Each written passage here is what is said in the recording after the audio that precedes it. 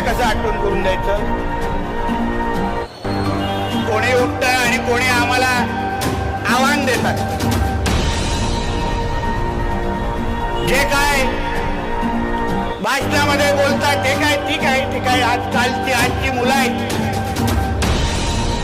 थोडा काय लोकप्रतिनिधी झाल्यानंतर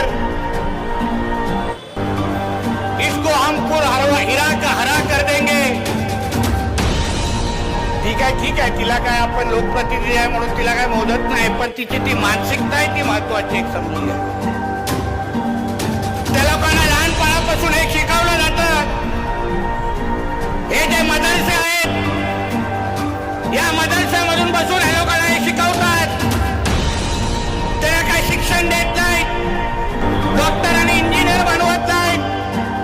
त्या मदरशामध्ये बसून फक्त आतंकवादी घडवले जातात आणि म्हणून यांच्या थोबड्यातून हे सगळे विचार बाहेर येतात.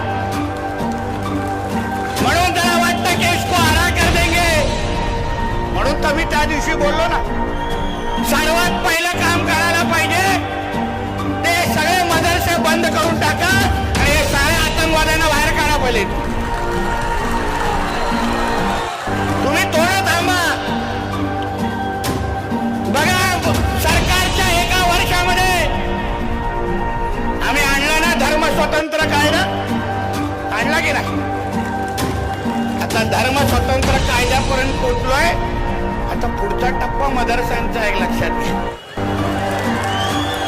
म्हणून जे कोण का आतमध्ये दाढी पुरवण्यात बसलेत ना, त्यांना वाटतं की आतमध्ये जाऊन तुम्ही आतंकवादी घडवाल. ते विसरले की ये देवा भाऊ का महाराष्ट्र है. इधर ये सब मस्ती चलेगा नहीं.